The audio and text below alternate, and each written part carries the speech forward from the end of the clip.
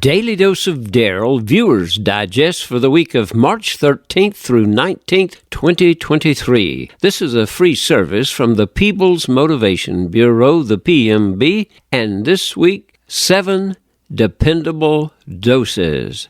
Take them as prescribed. Here are your 7 doses for this week. Take 1 dose each day, not necessarily with food, although that's certainly an option for me, but it must be taken with reflection, thoughtfulness, and openness to the fun that life can be. Many good health medicines cannot be doubled up on. However, these doses are safe and can be taken as often as you please. If you feel like sharing them with friends and neighbors, go right ahead. They are safe and all the side effects will be positive. Our disclaimer, however, is that we are not responsible for injuries due to laughing, nor are we responsible for any growth and insight that takes place in your life, because all of that is way above my pay grade and it would come from my boss.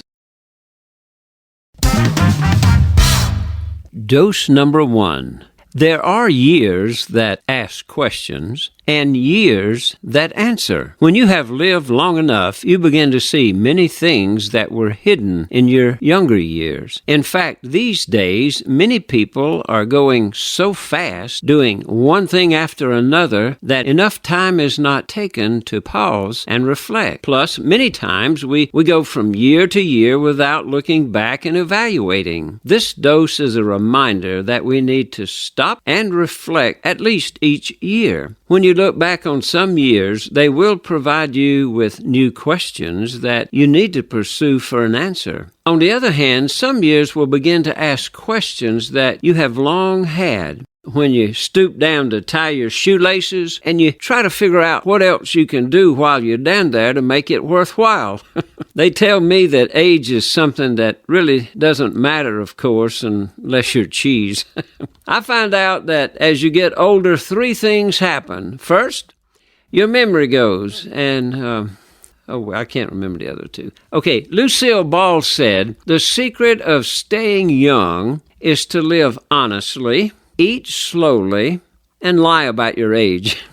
Dolly Parton said, "People always ask her how you stay looking so young." And she says, "Well, good lighting, good doctors, and good makeup."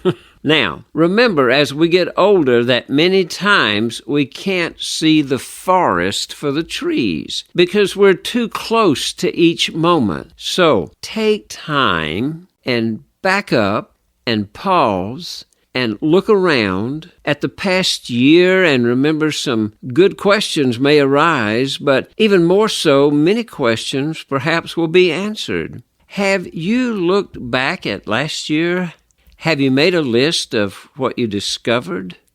Are you willing to step back and to look at your life in a new, fresh manner? Remember, there are years that ask questions, and there will be years that answer them. Take the risk today. Dose number 2. Ultimately, art is trying to see things that other people don't see. I have a few questions to get us started on this topic. Why did Van Gogh become a painter? Well, it's because he didn't have an ear for music. Did you hear about the artist who died? Too many strokes. What did the painter say to the wall? One more crack like that and I'll plaster you. Did you hear about the artist who paints in jail? He had a brush with the law. And what did Michelangelo say to the ceiling? Think about it now. I've got you covered. Did you hear about the guy who stole all the paintings? He tried to brush it off, but I think he was framed. And finally, I know you're saying finally, why did the artist get into an argument with the curator at the art gallery? He just wasn't in the right frame of mind. Okay, having begun my training in art in elementary school, studying art and following through with a degree in art from college and working as an artist and art director, and finally spending a lifetime of allowing art to be very much part of my life, I have decided that the art is more than just art. It is trying to see what others don't see.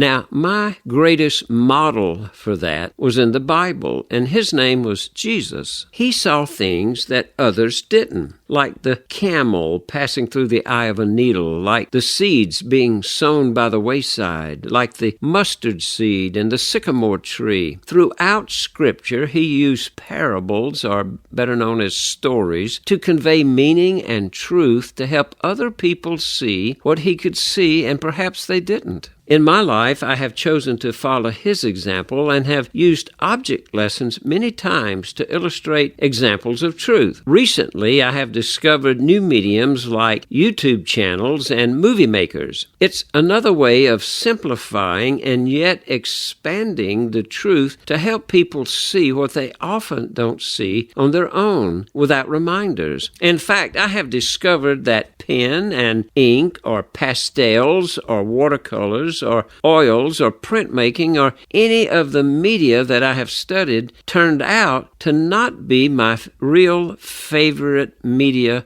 and artwork. It turns out that people's lives and working with people's lives and helping them see what they might not even see in themselves is actually my true calling and my true artwork. The world is my canvas, and all people are my paint, my medium. Do you see the beauty that lies within you? Do you see your hidden talents? Do you see those strengths that you have perhaps that maybe aren't being used? Are you willing to take a fresh look at yourself? Remember, you are beautiful, a beautiful piece of art, and all of it's not finished. You're an unfinished painting. Get excited about what will be uncovered next.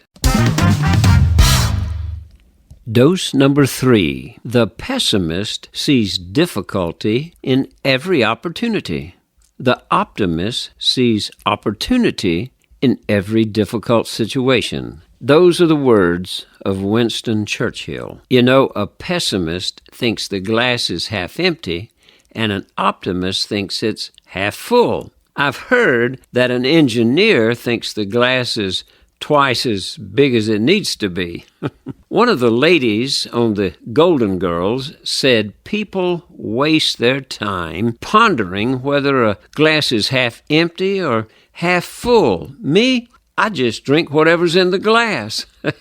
Many times people experience the same situation, but they come up with different stories about it. The difference is that it may be the same situation, but the people are taking different approaches. One looks at it through the eyes of an optimist, and the other looks at it through the eyes of a pessimist. It reminds me of various cameras and various filters that I've used in the past. Today, those are even available on our mobile devices like cell phones. We take a picture and then we add a filter to take away the blemishes to cover up things we don't want to see. In life, it's not a matter of finding ways to cover up things we don't like, but it's a way of learning to deal with them in a way where we can help create something better, even out of a potentially bad situation. It takes recognition of the situation, and it takes willingness to have flexibility in our lives, and it takes effort on our part.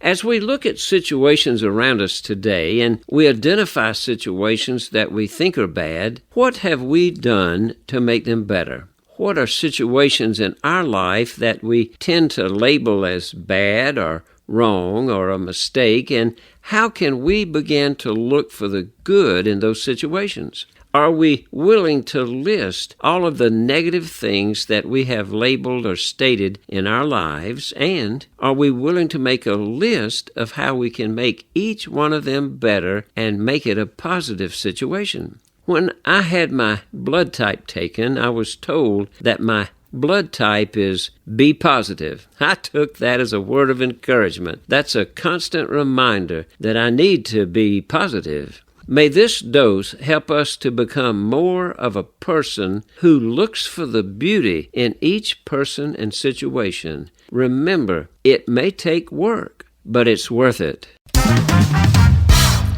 Dose number 4.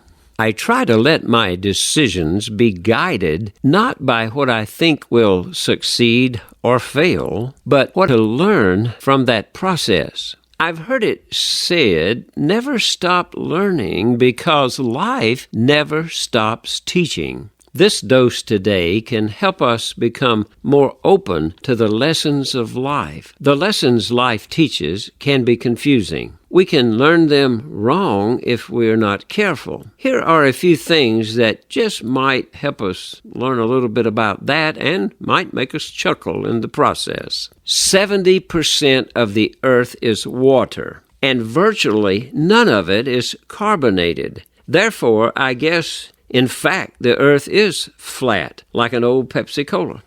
Hey, I just found out that the company that produces yardsticks won't be making them any longer. Think about it. I went to the doctor with a suspicious-looking mole. He said they all looked that way and that I should have left him in the garden. Time to think. You probably know that it's called gross pay because it's disgusting to see how much money you would have made before taxes. I think you already knew that one. Listen, the other day I bravely killed a bug at home. Then I realized it was a piece of lint. Did you hear about the corduroy pillow? It's making headlines. Plagiarism, is getting into trouble for something you didn't do. And finally, geology rocks. But geography is where it's at. Okay, enough. So, in the process of learning, many times we can get confused. We think that we should make our decisions based on what might succeed. But on the other hand, it's oftentimes those things that fail that teach us the best lessons. So, remember, don't hold back on making your decisions based on the fact that it could possibly fail or it seems like a guaranteed success. You see, either way, there may be a lesson there to be learned. Where have you recently failed? Where have you succeeded recently? Where have you hesitated in making a decision because you were afraid that you might fail, or even afraid that you could not handle big success? Are you willing to reevaluate how you make your decisions and admit that you have been hesitant in places where you should move forward? And remember, never stop learning because life never stops teaching. Dose number 5. What counts is not the things that happen, but what we do with them. In life, we are often concerned about what might happen, and therefore we fail to act or take action. Many times we are worried about what might happen with the things we have no control over. At other times, when things do happen that could possibly have a big impact on our life, we make a response. And many times, how we respond is more important than what has actually happened to us or around us. One person said, if they respect you, respect them. If they disrespect you, still respect them. Don't allow the actions of others to decrease your good manners because you represent yourself, not others. A few funnies that might help us with this, okay? Why was the cat scared of the tree? Because of its bark. Why did the cat go up the tree anyway? Because it decided to go out on a limb. What did the tree do then for its birthday? Gave itself a ring. Okay. As you look at your own life today, Make a list of things that have happened to you that you would consider bad or tragic or distasteful. Make a list of how you reacted or responded in each of those situations. Make a list of how you could have responded better in each of those situations. One of the best ways to make a good response is simply pressing the pause button, to slow down the action of life, and to give our wisdom and spiritual insight time to kick in gear. Most inappropriate responses in life have not given it enough time before responding. Practice each day when you are called upon to respond to a situation that might be impactful to count to 10, to take a few deep breaths, and to think of one or two pleasant things about the situation. And begin your response with the sandwich mode. That is, stating something that's definitely good about the situation or the person. Then follow that with something that might be a little more intense or impactful that needs to be said. And then follow that up on the other side of the sandwich with something good and positive and helpful. This particular dose today can be used as often as needed every day. Remember, we can't control what happens to us, only how we respond to it. Dose number 6. A friend is one who knows all about you and still respects you. In today's world, with all the social media and the one I'm most familiar with called Facebook, we have what we call friends. A person makes a request to be our friend, and we either reject that or approve it. Well, folks, I have almost 2,000 friends. I've stated that to let you know that I don't really know all of those almost 2,000 people, but we're what they call Facebook friends. In this particular dose, we are learning something more about what a friend really is. I've heard it said that friends come and go like the waves of the ocean, but the true ones stay like an octopus on your face. Another one said, good friends don't let you do stupid things alone. Some of you are relating to this, I know. Another person said, friends buy you lunch, but best friends eat your lunch. Another person said, you think I'm crazy? You should see me with my best friend. And another went on to say, you don't have to be crazy to be my friend, but it helps. And finally, I might add that there's nothing better than a friend, unless it's a friend with chocolate.